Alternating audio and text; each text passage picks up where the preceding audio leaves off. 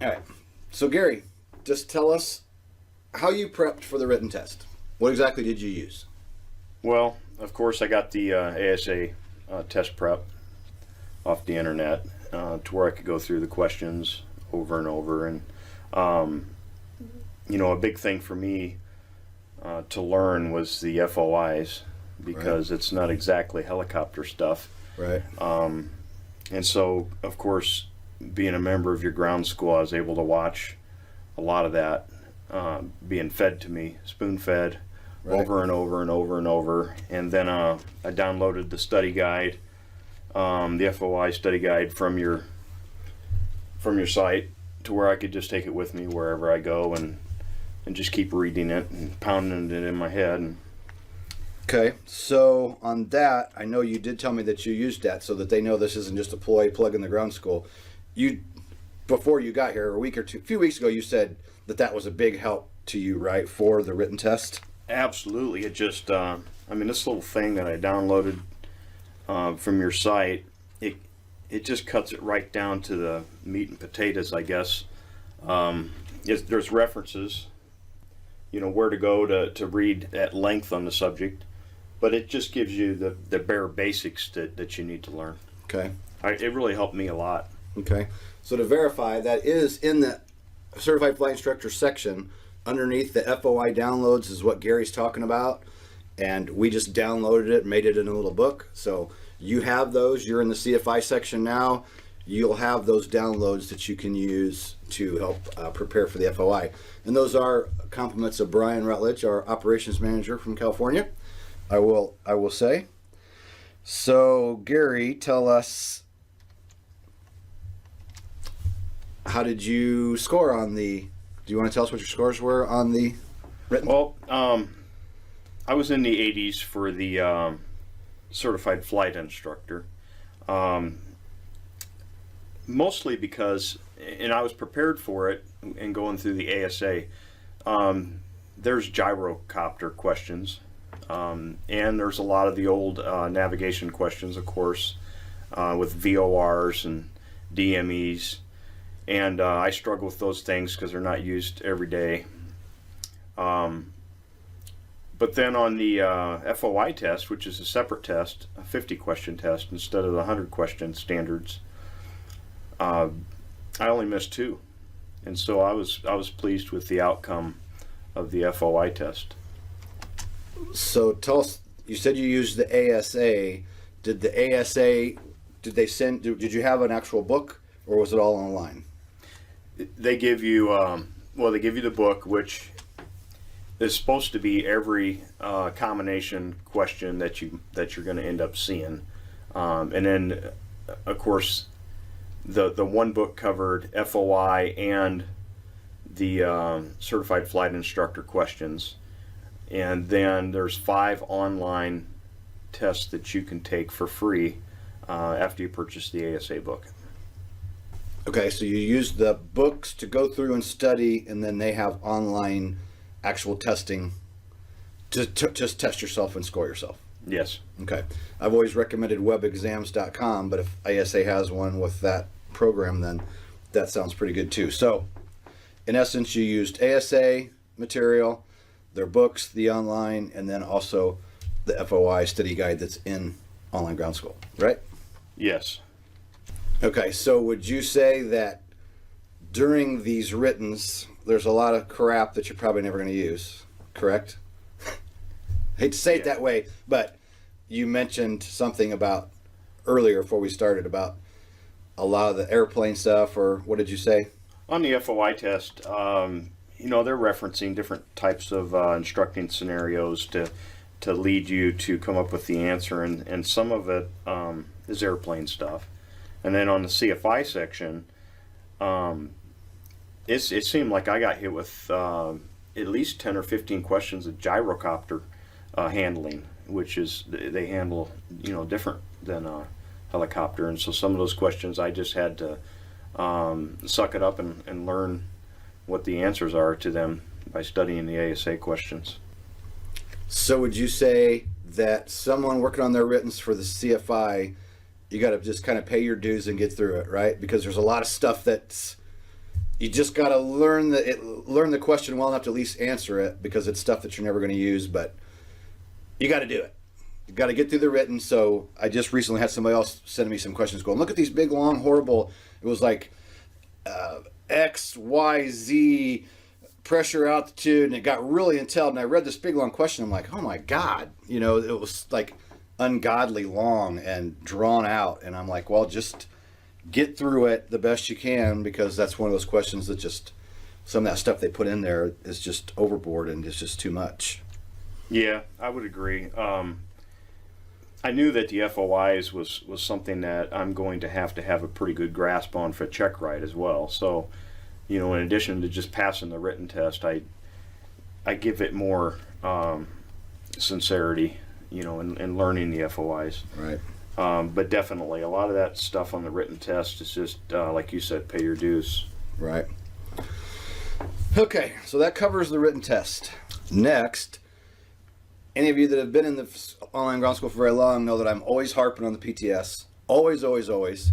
So Gary's done his private with me. Gary's done his commercial with me. And I'm pretty sure he knows what I'm going to ask him here. I'm going to ask him to give me a little impromptu lesson on the practical test standards. And I'm also going to want him to tell me what the most important pages in here in this book, as far as I'm concerned, and just what he would teach the examiner on the CFI check ride. Meaning, during your CFI check ride, most likely what your examiner is going to do, like my examiner has done with me for 15 years. I've used the same guy. We've done a ton of CFI check rides. He says, during the CFI check ride, teach me as though I have 10 or 15 hours. I've just started flying, haven't done a lot of ground school yet. So the examiner isn't expecting you to teach him as though he's like a CFI student.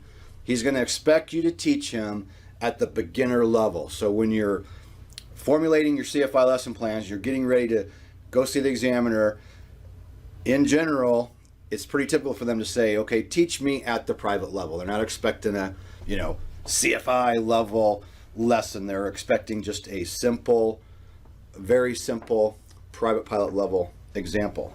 I will switch back to you, Gary, and just give us a little quick impromptu as though I'm the examiner and I've just said, okay, I've got 10 or 15 hours. You just start introducing the books to me. Tell me what's important about that PTS. Well, I would tell you to get you a copy of the Private Pilot PTS. And this will end up being your test on check ride day. And most importantly, before you leave home base to go to your check ride, there's a page of it's called Applicant's Practical Test Checklist.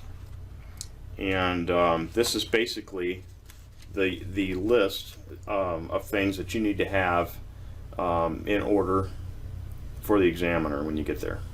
And you can see when I went for my commercial, which is, it's going to end up being the same book, but when I went for my commercial, we just went right down through this that day. We spent the entire day in your office just making sure we had everything for the examiner and it was all in order, and we just checked them off as we went.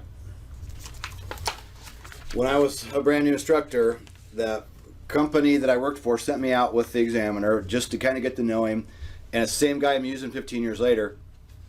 And we're walking out to the helicopter, and I said, so give me, you know, since I'm a brand new instructor, give me some tips about, you know, how to be a good instructor, what I want to do, what I want to say. And he didn't say much. All he said was, make sure you go through the PTS and make sure that you have everything you need when you show up for check rides. I have a big problem with people showing up and not being prepared. They have the wrong written test, or they didn't bring an E6B. Whatever the case is, you got to make sure you have everything in that list, and you got to start working with your students weeks ahead of time. There's nothing worse than being with your student the night before and you're searching for a chart and you're calling around going, we don't have this, we don't have that. So that's why I say that is the most important page in there. And Gary just pointed out how we went through that prior to going for his commercial, and he just did this a few months ago, and he smoked it. One of the best check rides I've done in 15 years, and that's the key. It was about getting ready. We even did a little video one day that maybe you may or not have seen. Maybe I'll throw that in here while I'm talking. But time lapse just showing us what we were doing, just getting ready for the commercial in like 4 hours in one day.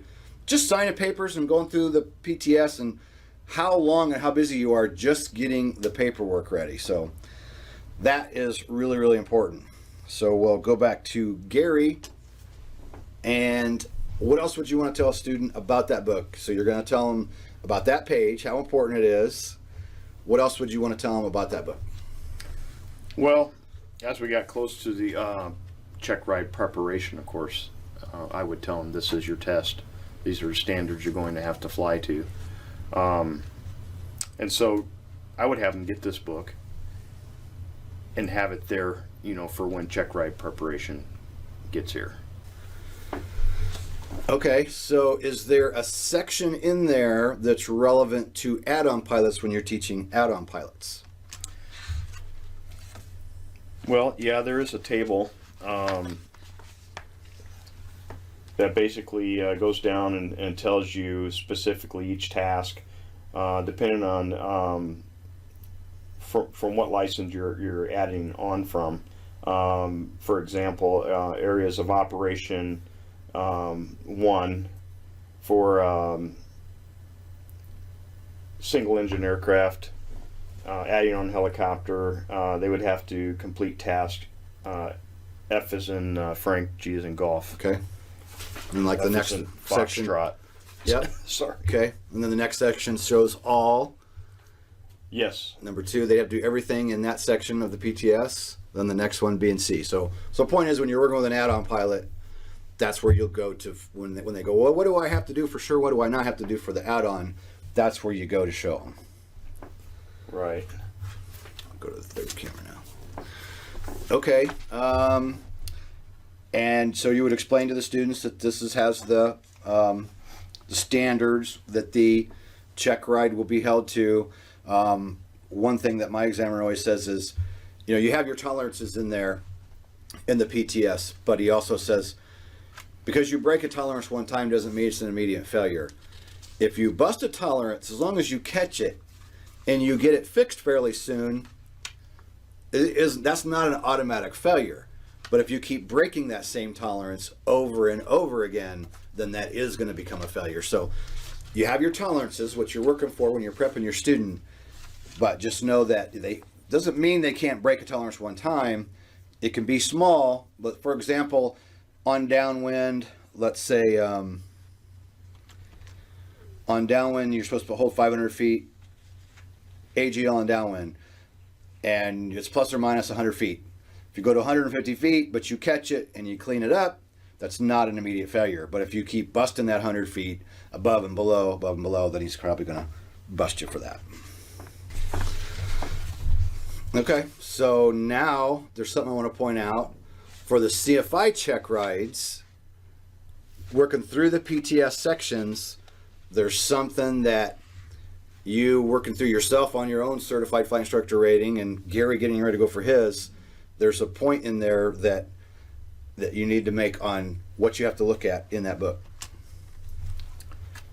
Well, I think it's what you're asking about is area of operation for fundamentals of instructing. And it basically, for the FOIs, there's different tasks. A, B, all the way through G. And there's a note that says examiner shall select at least tasks E and F, Echo and Foxtrot. Right. So that means he's going to test you on those, right? Right. So you got to make sure you know those. You need to know all of them, but those he's going to hit. The others are maybe, whether he feels like hitting them or not. Which E is critique and evaluation. F is in flight instructor characteristics and responsibilities. Okay. Good one to know for your CFIs. Make sure you know that. All right. So one more thing I want to hit in the PTS. There's one other area that I harp about. Do you remember what area that is? Well, I guess the way you did me is you just had me be sure and read at least the first 8 pages on my own to know the expectations. Exactly. So what are some of those things that I point out that are so important in the beginning? Well, for such a little book, it does have a ton of information in it.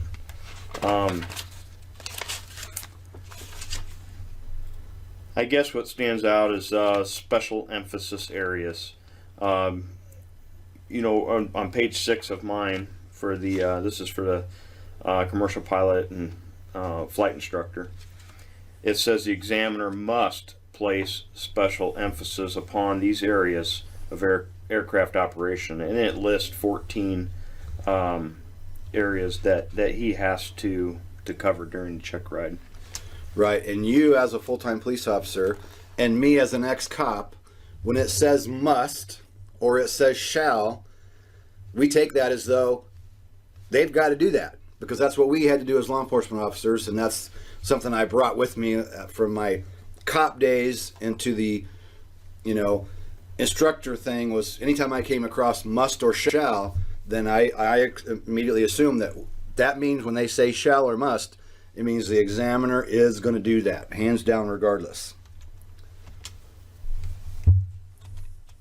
And then, I guess looking through here, there's another examiner responsibilities, and this is kind of talking to the examiner, but we have the privilege of reading it to know what their responsibilities are. Right. Examiners must test to the greatest extent practical the applicant's correlative abilities rather than mere rote enumeration of facts throughout the practical test.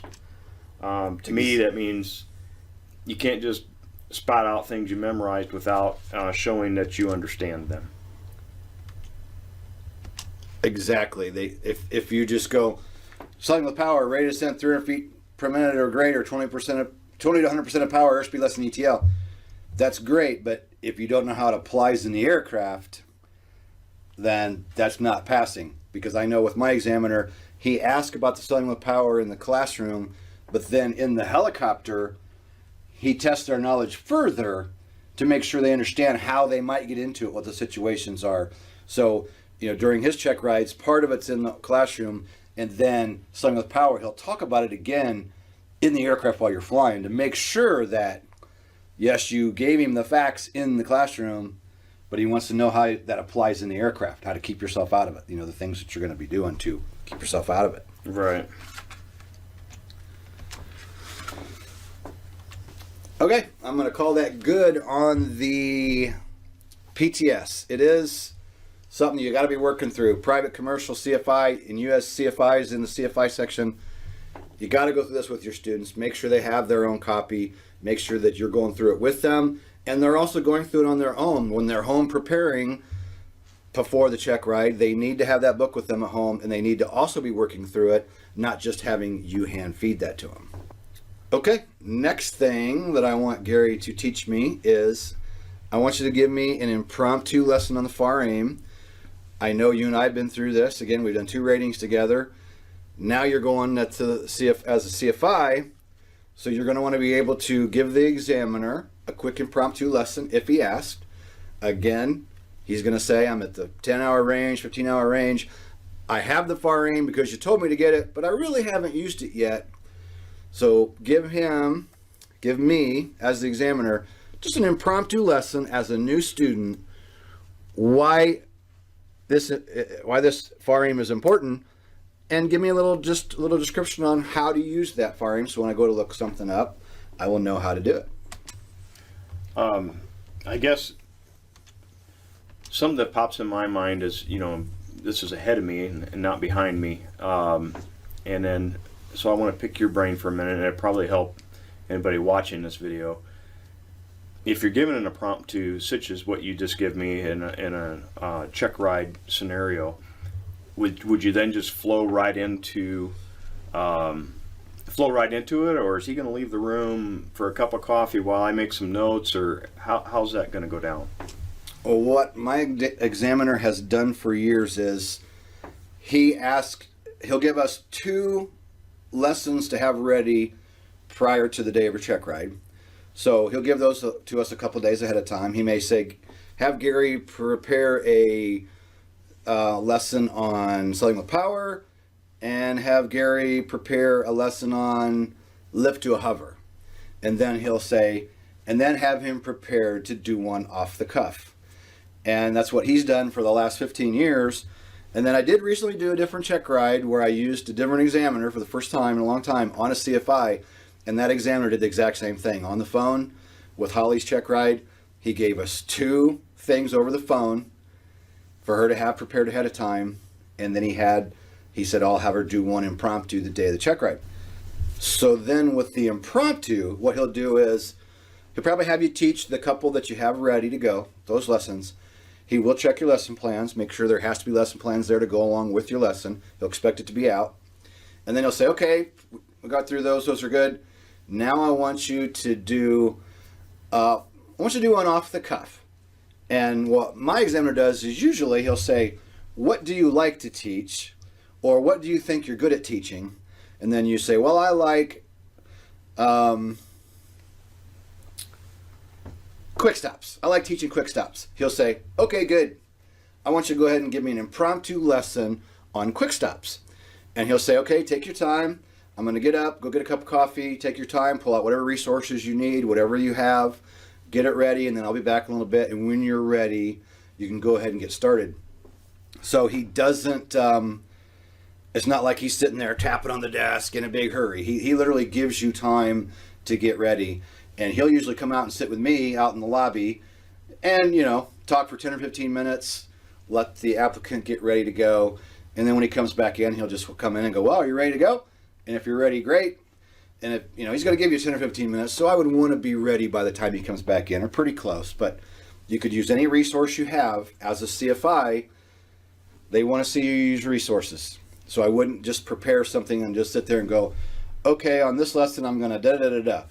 Have something on the board, or pull up something on a computer, or draw something out on paper, or use the whiteboard, but be visual, because with CFI, for all of you, that is the big thing. This check ride is about being a teacher.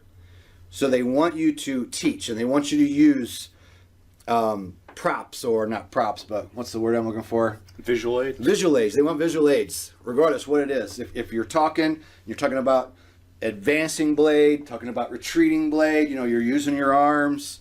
Use anything that you can and anything you have in your arsenal, use it for these lessons. That's what they want to see. They want you to be animated. They want you to be using those visual references. So does that answer your question? Yeah, I think so. Obviously the FAR aim's something that I've been toting around for a few years, so I think we can just go right into it. Okay. I think what you're looking for on the FAR aim is, first off, I would have my student get an updated FAR aim of their own, and I would tell them to buy some of these tabs. Most people learn from it if they can tab the appropriate sections for quick referencing, because they're going to have to get back into this over and over and over. Yep. Not only leading up to the check ride, but throughout their aviation career, they're going to have to know how to use the FAR aim for each and every scenario or question that comes up. Every single check ride in 15 years, I've heard the same thing. Good pilot uses his resources. Right. He says that during every single check ride. That comes up, and he says it more than once. And there's been times, as you know, where I've come to you even in between check ride times, just having my own aircraft and somebody wanting me to do something for them, and then you're reminding me, well, let's look it up. Right. And so you're back into this just for day to day. I'm going to take my helicopter and drop candy at the church. Let's just make sure that we're doing this right. Or somebody wants to you to give their kid a ride in an experimental helicopter. What can you charge them? Can you not charge them? Can you share the ride? Exactly. And I want to mention, I just had a member email me, and I have that 214 questions, I think it is, for checking yourself, prepping for a private. I don't know if you've seen it or not, because you don't know how long it's been you've been in the private section, but I have a list of 214 possible questions. And somebody emailed and goes, well, do you have an answer for every single question? And, and it's like, That's not what that is designed for. I want you to, that's why I put it towards the end of the private ground school, because I want you to go through all the videos first. You know, it's like 140 videos, but I want you to go through all those all the time, studying and using your resources. And then when you do that 214 question test yourself, it's not about me hand feeding you the answers. I want you to be able to go through those 214 questions, answer the question, and if you don't know, I want you by that point to be able to look it up quickly. So it's not about hand feeding everybody the answer, because a good pilot does use his resources, and you're exactly right. We want. I've seen those questions, yeah, and it gets you scrambling your resources to answer some of them. Exactly, and which is exactly what it's designed to do. Yep. All right, so give us your just impromptu again. I'm the examiner, and I just said just give me a simple. Don't have to go super deep. Just what I need to know as a new student who hasn't really worked through it yet. What I need to know about that manual. Well, I would point out that in the very beginning we have a section which is basically a study guide. So if I had a private pilot, I would have him go through this study guide and read each of these references before he even takes his written test. Exactly. What I did is, if you can see this on my commercial, and I did this also on my private, is I actually made just small print notes beside each one of the study references. Just because of the way my brain works, it helped me to learn, but everybody learns differently, of course. Right. Then as you move through the book, there's one page that just lists the contents of the FAR aim. And you know, the basics, 99% of the questions that we might have to answer day-to-day operations or on a check ride, we're going to be able to refer back to Part 43 for maintenance issues, or Part 61 for certification, 67 for medical standards, 91 for rules and regulations that involve our flying, and of course the NTSB 830, which is just a short section on accidents, which defines accidents and how to report them. And then, you know, the page numbers are right there to get to those sections. But to make it even easier, then there is a section here that is indexing based on the topics that you might be trying to look up. And so we can look at the index. Then it rolls into part 1, which is the definitions and abbreviations that you're going to use in aviation. So if you have a brand new guy trying to learn aviation, it wouldn't hurt for him to go through and learn the lingo, the abbreviations or definitions that they're going to have to refer to when we're trying to learn. Right. But what's been the biggest help for me if I need to look something up is in the back we have the glossary, yes, which is alphabetical order.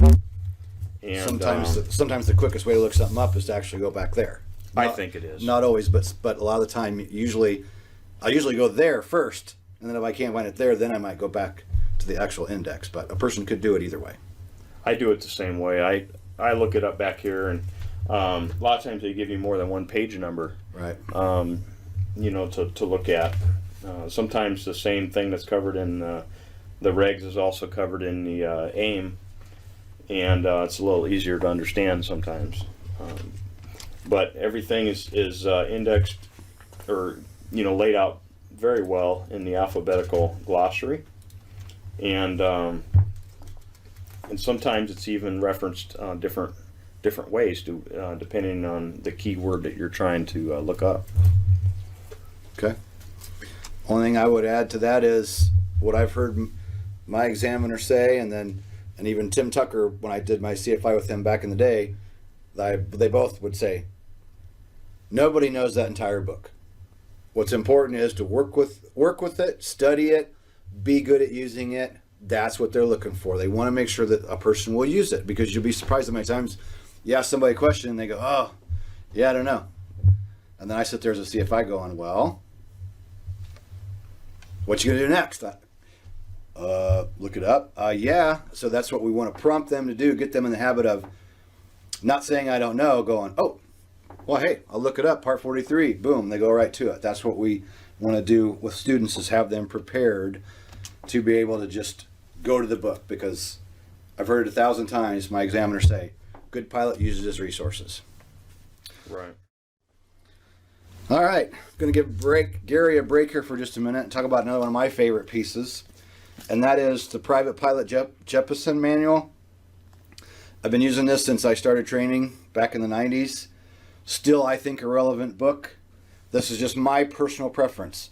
There's other manuals out there, other makes, other companies. Not going to say anything bad about any of them. I'm just going to mention here what I like. I still like the illustrations. People go, well, it's an airplane book. Well, there's a section on airplanes, but cross-country planning, airspace, there's still a lot of good stuff in here. And I still reference this book a lot today when I'm building presentations.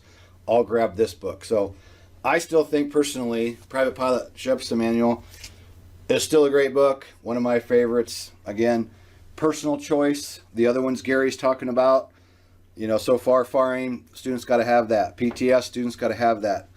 I'm going to have him hit Helicopter Flying Handbook next, but just putting in my little plug for the Private Pilot Manual. I just like it. Always used it. I like how when you're going through it, it points out written test questions. I like it for that reason. So now we're going to have Gary give us impromptu on the Helicopter Flying Handbook. Again, I'm the examiner, and I'm telling Gary, okay, just give me a quick impromptu on the Helicopter Flying Handbook. You may be asked to do this for your check ride. Very possible. So again, I'm a new student. I got the book, and I admit, I haven't even started reading it yet. I just got it in the mail, and so Gary's going to give me the impromptu as though 10 or 15 hour pilot just got the Helicopter Flying Handbook, and I haven't really even started looking at it yet. So go ahead, Gary, and give us your impromptu. Well, like you told me, I would tell my student not to be overwhelmed with all the information in here. Right. Initially, I'd tell them to read on, the helicopter control systems, as we're going to start flight training right away in the helicopter. But helping them to understand the way the book is laid out. First, I would point out that there's a table of contents in the beginning. Yep. In the table of contents, each category topic is listed with a page number to help get you there. Yep.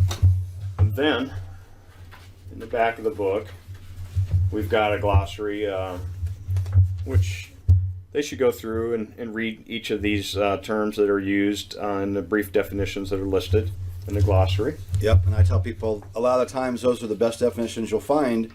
The definitions that they give us are sometimes short and sweet, better than what you can come up with on your own.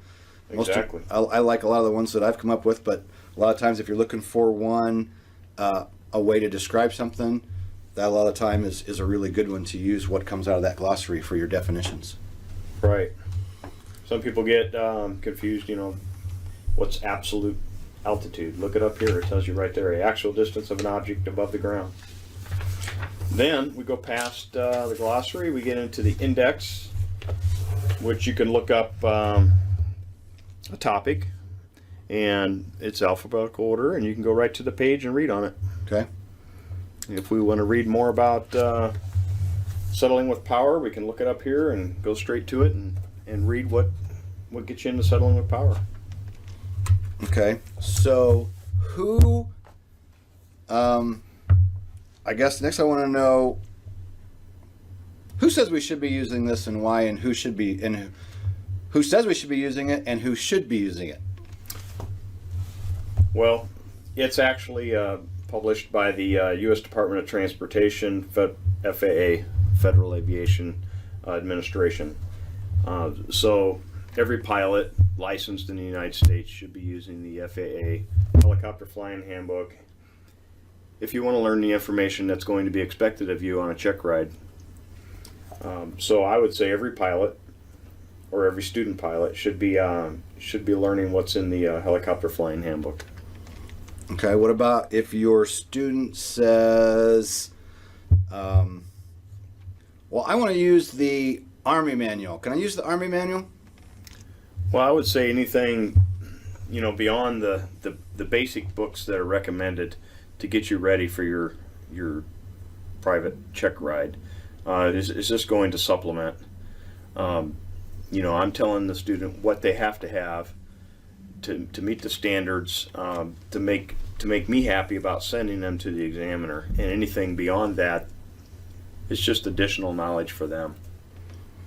But they would also have to have the helicopter flying handbook from the FAA. Right. Meaning, I told Gary in a previous discussion, I never bash any other manuals. I'm not going to say you can't use a certain manual, but point with this one Gary's making is this is what the FAA says we should be using as private, commercial, CFI, and examiners. So if you give them the information out of that book on the FAA check ride, you can't go wrong. If you're going, well, I got this out of this manual, I got that out of that manual, might be a little harder to justify. So it's just as private, commercial, CFIs, well, this is the book we need to be using, the Helicopter Bible. Okay, next I'm going to ask Gary just to give me a quick impromptu on Pilot's Operating Handbook, and we're going to use the R22. But this is in general about manuals, so don't snooze your nose if you're flying something else. Most of these manuals are set up the same, but from a teaching standpoint, I just want Gary to explain to me as a new student why that book is important and kind of what I need to know about it and how am I going to use this book, and maybe should you have your own manual? Should you buy one of these? What do you think, Gary? Well, there again, this is the Robinson R22 manual that we have here to illustrate, but they're all laid out about the same. For one, your student's going to be flying solo at some point, and even though this book has to be readily available in the aircraft, we all know that flying a helicopter is a workload that doesn't allow you to pull this book out and read up on the emergency real quick.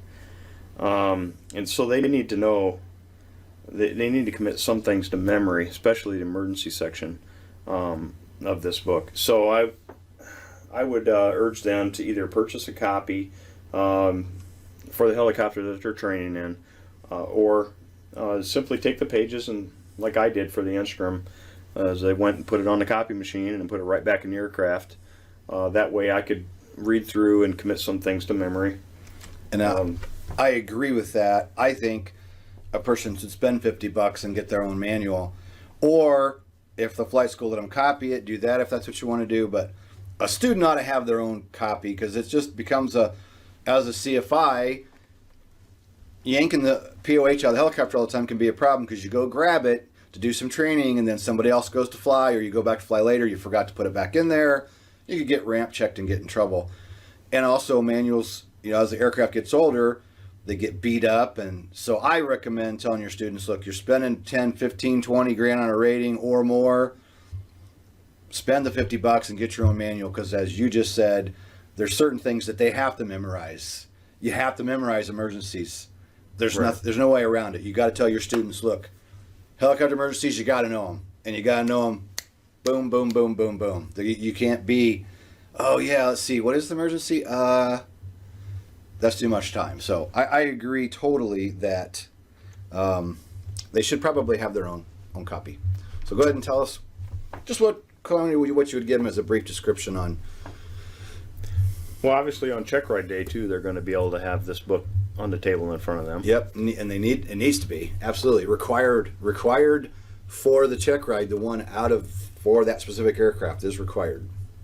Now most POHs have the tabs. My own aircraft, it just has the contents up in the front to tell you where to go to. Section 3 is always going to be your emergency procedures. And you can see they red tabbed it here, but even in my experimental helicopter, Section 3 is the emergency procedures, and in the Instrum. But we've got tabs for limitations, emergency procedures, normal procedures, performance, weights and balance, and most aircraft will have an actual weights and balance configured and put into the POH in that section. So it's right there to get your required documents for flight. systems description, handling and maintenance, any supplements from the manufacturer, and safety tips. Okay, I'm going to chime in on safety tips for those R22 flyers or R44 flyers. The Robinson safety tips and safety notices, I think everybody should read. We have them in the R22 section. You don't overlook those. And those are good really for any aircraft you're flying, no matter what helicopter. Most of them aren't R22 specific or R44 specific, but with those, I always point those out with Robinson students. You got to read those because it's really good stuff.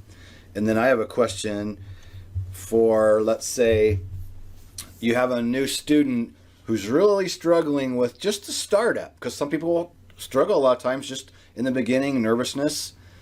How could they use that manual to help them with that startup? Well, there's the checklists are in the manual. Right, they can So study the normal operating procedures. They can use, if you can't find the I would call it a cheat sheet that's laminated in most helicopters to help you with your pre-flight and startup. That's just a list taken from Right. the POH normal operating procedures and laminated. So if you can't find that, it's in here. And if you have it with you to study away from the helicopter, obviously we're always going to use the checklist, but if you could also commit it to memory, it'll help you maybe to accomplish 3 or 4 tasks at a time and then go back and mark them off your checklist. Exactly. And I know I did that back in the beginning when I struggled. And they go, well, just take a copy of the checklist home and study it at home on the startup. And I actually did that to help me get more comfortable with the startup, more comfortable with the shutdown. That way when you're in the aircraft, your flow is better and you have more confidence. So along with anything else in there that they want to memorize and want to know. What else could we mention about that? That's all I can think of at the moment. I know the thing you're thinking about, and some of you, this is us just getting it going. Again, this was our first time of we've trained together, private, commercial, but we haven't done any CFI ground, so this is day one. So these were impromptus that I had Gary do with me, give him some input on what I think he should be using, but as CFIs, all of you got to be good with all these books and make sure that your students know how to use them. So game plan for us, Gary is getting ready to go pick up the instrument and bring it back here because Gary is going to do his CFI in the instrument, and then after the fact he'll do the R44 at a later time when I have somebody else going for a CFI on that. But he's got the most time in the instrument, so he wants to do the instrument first because we actually got a student or two ready for him as soon as he gets the CFI in the instrument. So Gary will be going after the instrument to get it back here. We'll be filming some of that stuff, and we'll be filming some more ground on his next trip in. So just keep watching for the next video to come up, and we'll see you in the next video.